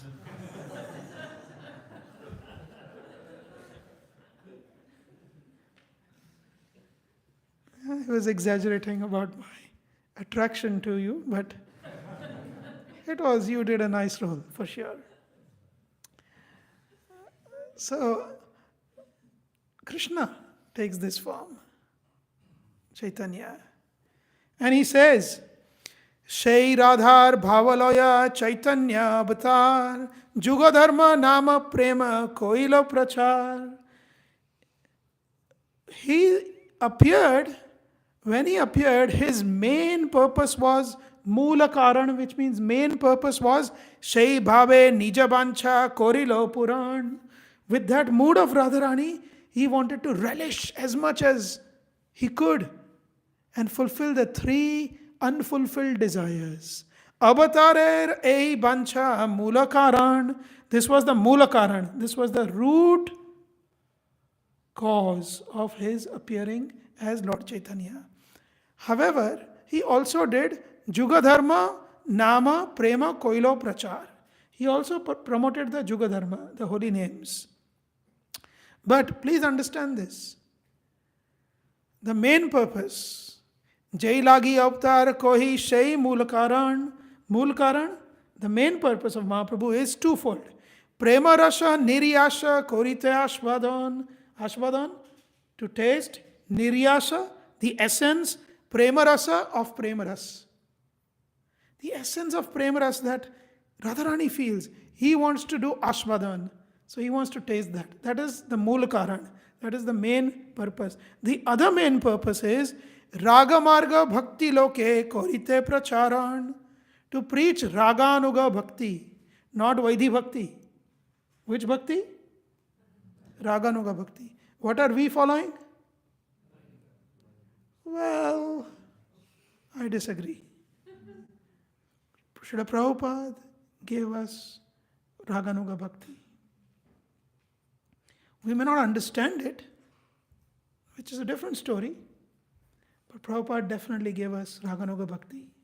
In fact, Lord Chaitanya says, if you follow Vaidhi Bhakti, can you attain Krishna? Yes or no? How many of you think yes?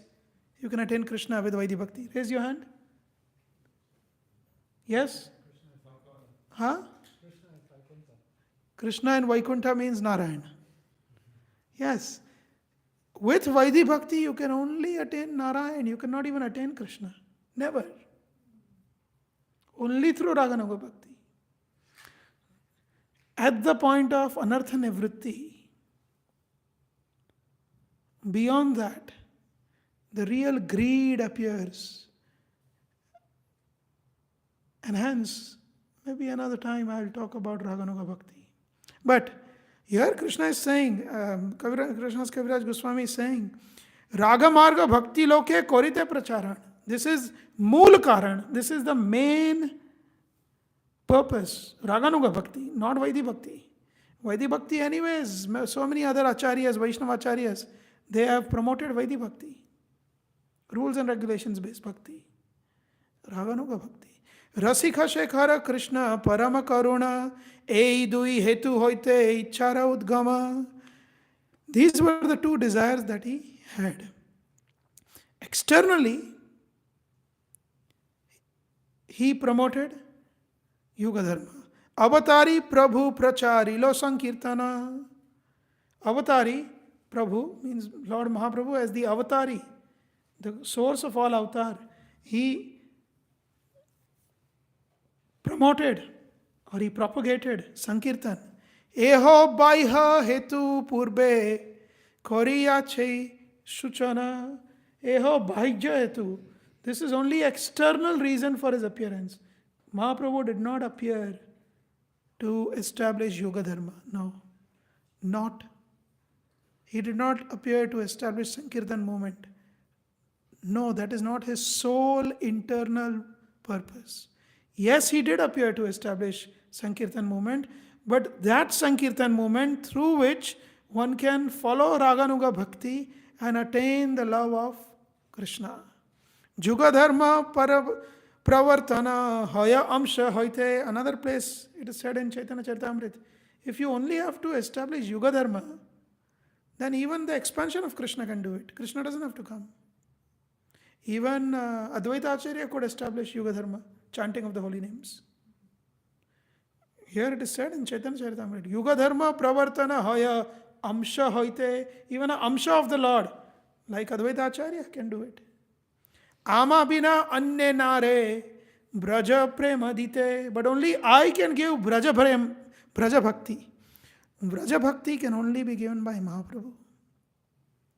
So what Mahaprabhu gave was not just chanting of Hare Krishna Mahamantra so that we can go to Vaikuntha, but chanting of Mahamantra given by Mahaprabhu such that we can relish in the eternal realm of Golok Vrindavan. Then in the afternoon, maybe I will do these verses. But I want to end with one pastime, 5 minutes.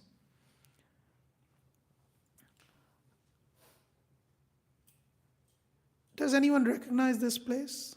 I was there recently.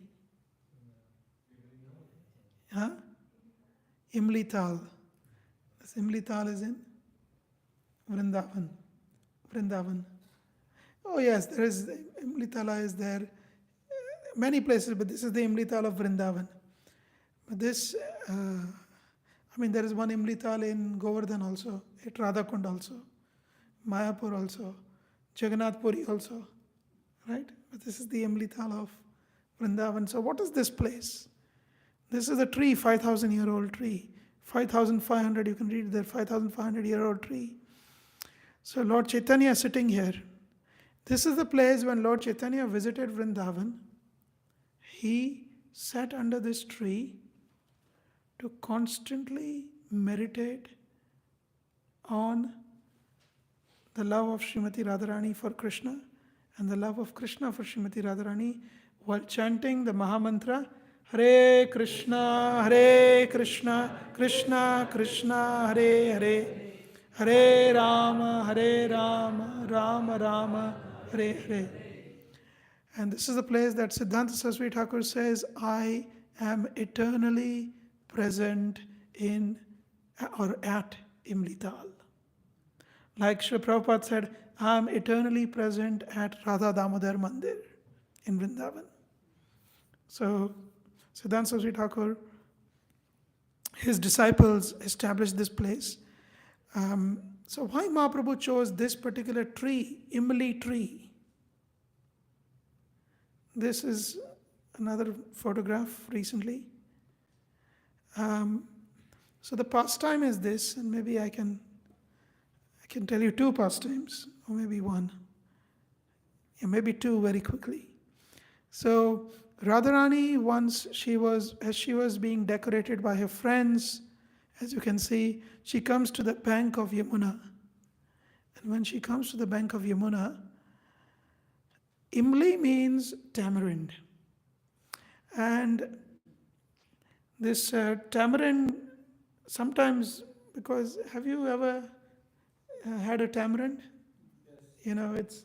It can have sharp, it's like these peas, like peas, that kind of a shape.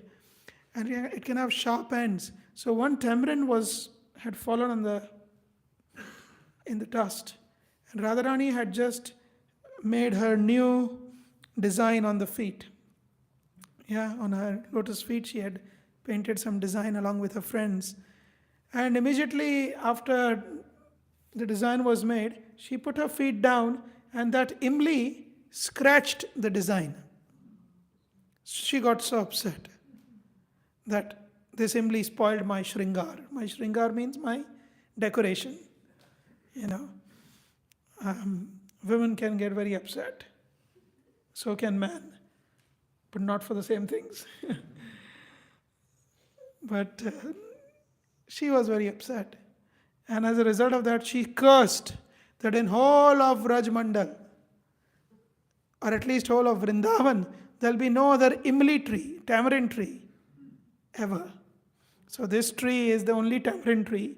And this is the tree under which she would sit and she would think, she would be decorated by the gopis. You can see this photo, the diorama here on the left. And she would be decorated by the gopis and she would be always thinking of Krishna. When will I meet Krishna?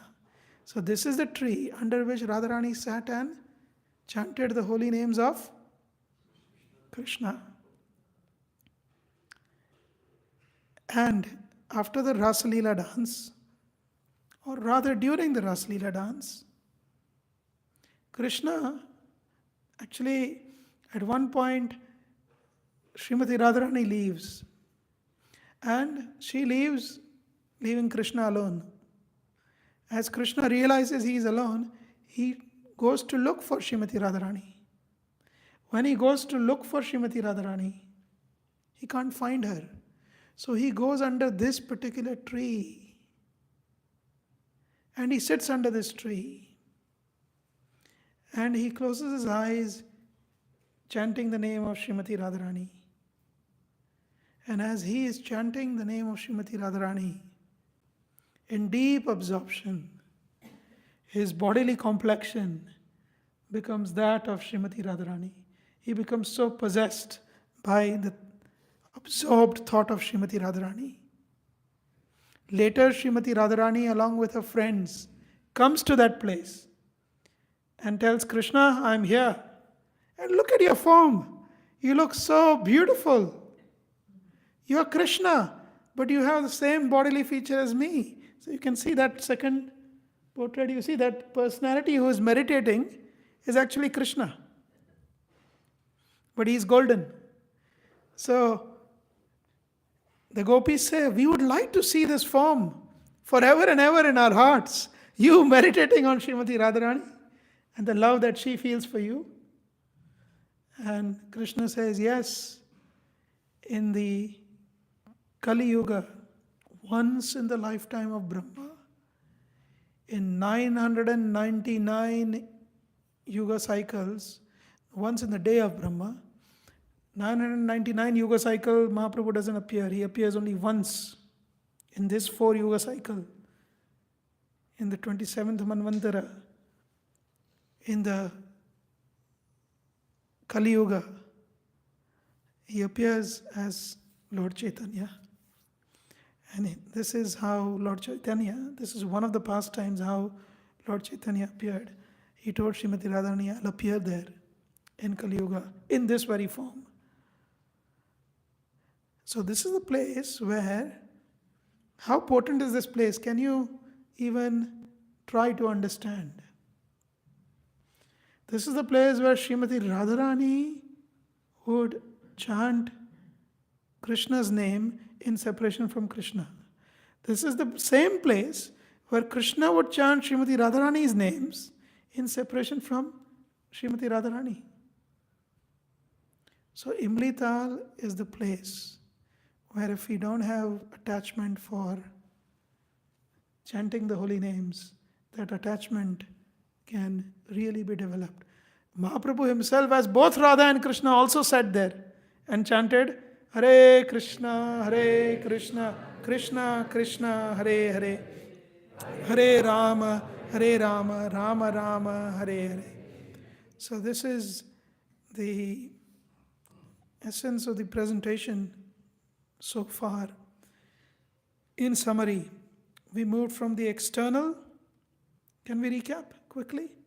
We moved from the external organizational level to the level of one's own sadhana, to the level of becoming Uttamadhikari. We then saw what are the 4 qualities of Uttamadhikari. Then, anyone wants to say with me? Or should we go through the slides quickly and give a synopsis of where we are? Because I have only 3 minutes left. So I want to be quick. Okay. So, oh, it stopped working. Oh, it's working. Okay. So, the 4 qualities of Uttamadhikari. Then we saw that Lord Chaitanya, if we don't find the deepest level in our society of the mercy of Lord Chaitanya, which is flowing. Actually, the whole society is moving by the mercy of Lord Chaitanya. Last time that I was here, during Janmashtami, I asked Shyamananda Prabhu, he was just walking doing his chanting, and I asked him, Prabhu, so how are things going? And in his very charismatic style, he said, oh, I don't know how things are going, you tell me. But I know that Lord Chaitanya's mercy is flowing. So, and yesterday when Ekachakragram Prabhu came to see me in the room, I asked him how things were going, and he said, oh, I'm doing all that I can. But ultimately, Lord Chaitanya's mercy is carrying everything forward. I was like, wow, this place is really overflowing with Lord Chaitanya's mercy. So we need to, if we don't find those deep jewels, deep in the ocean of Lord Chaitanya's avatar, then within this society, then we are just going to be in the superficial levels. Then we'll be the poorest of the poor. So then we said that it's important to know the objective. The objective is to perform Raganuga Bhakti, attain Prema Bhakti by the mercy of Lord Gauranga. And I said how objective was made clear in the 17th chapter at the last two verses, before even Krishna spoke about the 18th chapter. Then we saw how Krishna gives bhakti. Krishna gives mukti, but does not give bhakti. We also understood how following the process is so important. Then thinking about Gaur Tattva, we said the first Chaitanya Charitamrita doesn't start with the Gaur Leela directly. It starts with the foundation of who Gaur Tattva is, who are the Pancha Tattvas. And we saw that Krishna discards some people. He doesn't want to deal with 4 categories of people. But we saw that Mahaprabhu, he embraces everyone. But Mahaprabhu's mercy can only be understood by one who is like a kokila, like a cuckoo bird, not one who is like a camel. We then spoke about how Mahaprabhu has given his mercy to everyone indiscriminately. In fact, to those who would otherwise be considered as unqualified. We then saw how Krishna reciprocates, but Mahaprabhu doesn't reciprocate, he inundates. In fact, he makes one qualified and then gives the mercy, both. We then also saw the highest form of mercy given by Mahaprabhu to Jaga and Madhai. Why is he so merciful? Because he is Radha and Krishna both. To get Krishna's mercy, you need Radharani's mercy. To get Radharani's mercy, you need Krishna's mercy. Now that's a conundrum. How do you solve this? So we saw that Prabodhananda Saraswati gives the answer. You solve it by surrendering to Gaurachandra. And by Gaurachandra's mercy, you get Radharani's mercy. Once she has given her mercy, it's only a matter of time Krishna gives his mercy. We then saw how Krishna is confused because he's thinking he is the Vishaya. But the Ashraya are experiencing 10 million times more joy. So he wants to become Ashraya.